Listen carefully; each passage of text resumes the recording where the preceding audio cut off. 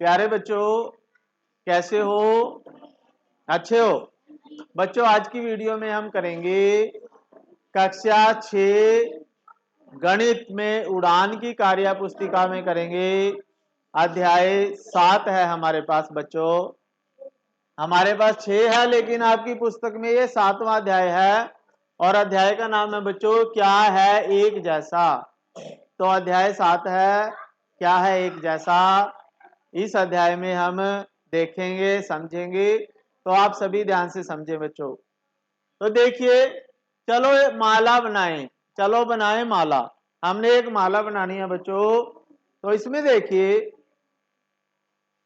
ये रजनी और महेश स्कूल के बाद घर पर मोतियों की एक माला बनाने के काम में अपनी माता की मदद कर रहे हैं। और वो उन्हें 2 तरह से के मोती मिले, पीले और लाल। यानी उसकी माता ने क्या कहा बच्चों को, भाई आपने माला बनानी है और 2 तरह के 2 रंगों के मोती हैं, कुछ लाल मोती हैं, कुछ पीले मोती हैं। तो उनको उनकी माला बनानी है। तो 4 मोती पीले, 4 मोती लाल लेकर मालाएं तैयार करनी है, अलग अलग डिजाइन की हो। तो तुम भी करके देखो कि ऐसे कितने डिजाइन बन सकते हैं। हाँ, ध्यान रखना कि माला दोनों तरफ से एक जैसी दिखनी चाहिए। यानी जब हम माला को बीच में से, अगर आपके यहां बीच में से एक लाइन लगा दें, ठीक है, माला के बीच में एक, तो इसके इधर भी बिल्कुल वही डिजाइन होना चाहिए, इधर भी वही डिजाइन होना चाहिए। तो इस तरह से आपने माला तैयार करनी है। तो आप भी अलग अलग डिजाइन की माला तैयार कर सकते हो। तो इसमें आपने माला बनानी है बच्चों, पीले और लाल रंग लेके। तो बनाएं। हाँ, आप भी अपनी कॉपी में बनाएं और मैं भी बनाता हूं, देखो आपके लिए। तो बच्चों देखिए, हमने इन मोतियों से अलग अलग डिजाइन की माला बनाने की कोशिश किया है। तो आप, हो सकता है आप इससे भी अच्छा डिजाइन बना सको। तो बच्चों देखिए, ये अलग डिजाइन हो गया, इस डिजाइन में अलग तरह के मोती हो गए हैं। लेकिन इनके जो बीच में जब हम लाइन खींचते हैं बच्चों, तो दोनों तरफ डिजाइन हमें सेम दिखाई देना चाहिए। ठीक है। तो इस तरह से हम मोतियों से अलग अलग तरह के डिजाइन की माला बना सकते हैं। तो आप भी अपनी बुक में बनाइए। आगे चलते हैं हम। आगे है कैसा दिखता है। अब ये देखिए, ठीक है। तो ये बच्चे हैं, ये क्या कर रहे हैं, शीशे में देख रहे हैं अपनी तस्वीर। जैसे आप लोग सुबह आते हो ना, जब तैयार होके, फिर अपने बाल वगैरह बाते हो, अपने मुंह पे क्रीम पाउडर लगाते हो, तो आप आईने के आगे देखते हो अपने आप को। तो वैसे ही ये देख रहे हैं। ठीक है। तो इसमें क्या है, रुचि का प्रयास, इसे पढ़ो, मैंने ये क्या लिखा है। तो इसको पढ़ने का प्रयास करें कि इसमें क्या लिखा है। तो इसको कैसे पढ़ोगे बच्चों? ओहो, यह उल्टे लिखे हैं, मैं कुछ तरीके लगाकर इसे पढ़ने का प्रयास करता हूं। तो इसको पढ़ने का प्रयास करें। ठीक है। तो कैसे पढ़ेंगे? तो बच्चों इसको हम, अगर हम दिमाग लगाएं थोड़ा, तो इसको बड़ी आसानी से हम पढ़ सकते हैं। इसमें हम क्या कर सकते हैं बच्चों, दर्पण लगा के क्या करें, इसके पास दर्पण लगाएं और ये अक्सर जो है हमें सीधे दिखाई देंगे, जैसे यू, ठीक है, यू कैन डू, ठीक है, इट, ठीक है। तो ये आ गया यू कैन डू इट। ठीक है।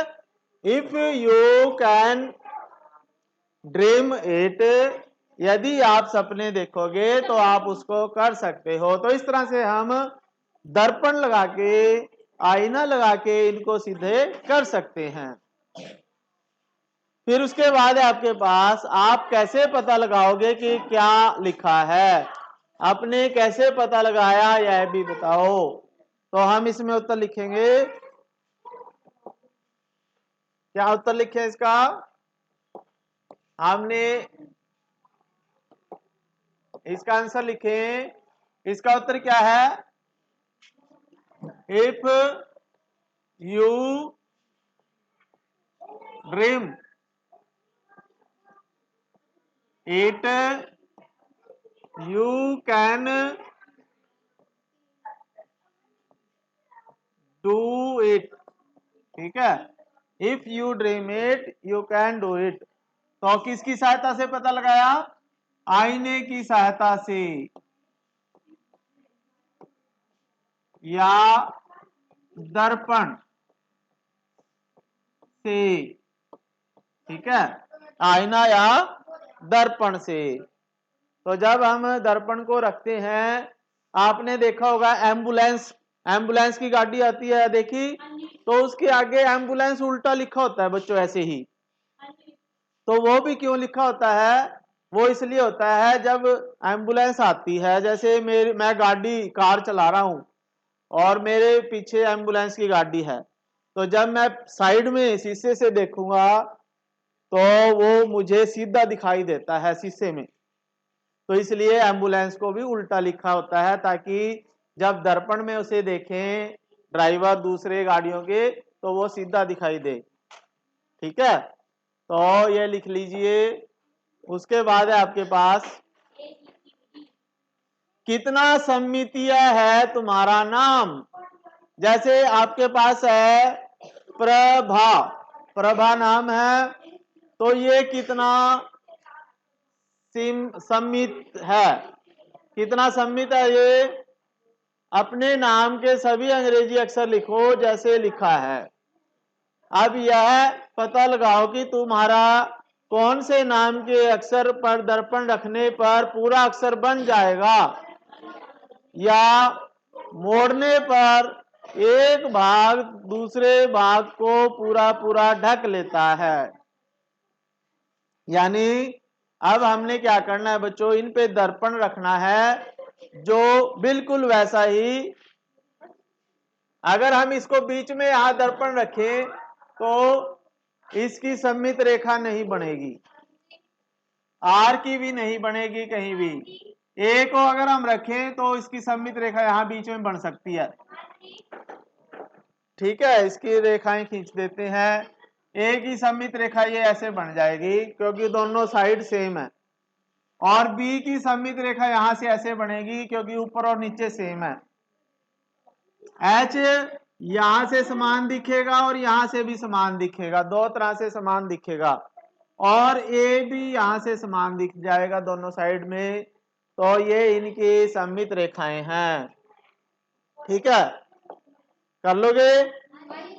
फिर उसके बाद आपके पास ये देखें, आकृति में जिस स्थान पर दर्पण रखा या मोड़ा वह एक अदृश्य रेखा बनती है जो आकृति को दो बराबर भागों में बांटती है। इस रेखा को सममित या दर्पण रेखा बोलते हैं।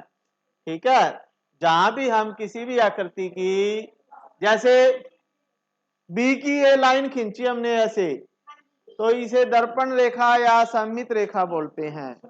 एच की कितनी रेखाएं खींची थी?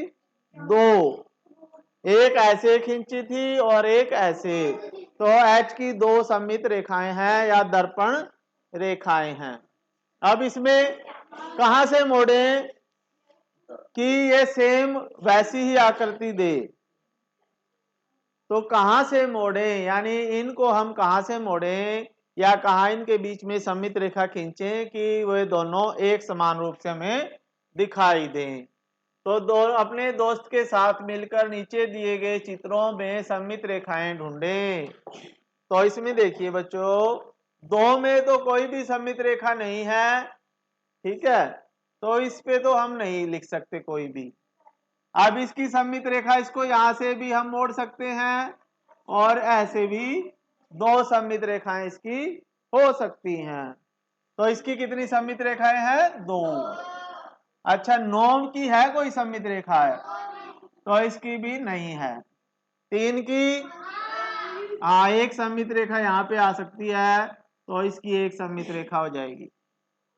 त्रिभुज की इसकी एक सममित रेखा यहां से ऐसे हो सकती है बच्चों, दोनों साइड सेम दिख रही है। अगर हम यहां से खींचे तो ये ऊपर नीचे छोटी बड़ी रहेगी। ये समद्विबाहु त्रिभुज है, इसलिए इसकी एक सममित रेखा है। इसकी सममित रेखा भी यहां से हो सकती है ये, तो इसकी एक सममित रेखा है, इसकी भी एक सममित रेखा है, और इसकी सममित रेखा भी यहां से यहां तक हो सकती है, क्योंकि ये दो भुजाएं समान हैं। अच्छा, इसकी देखो, एक ऐसे हो सकती है और एक ऐसे, यानी दो सममित रेखाएं हो सकती हैं इसकी, ठीक है। और फिर इनकी होगी, आगे देखते हैं, अब इसको ऊपर कर लेते हैं।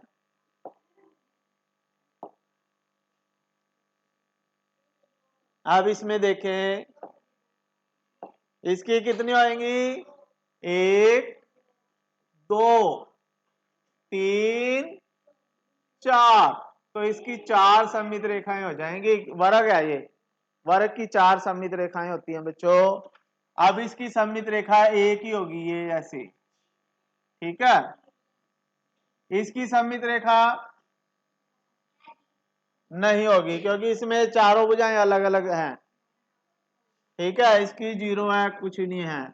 इसकी भी सममित रेखा नहीं होगी, ठीक है। अगर ऐसे भी नहीं होगी, ऐसे भी नहीं होगी।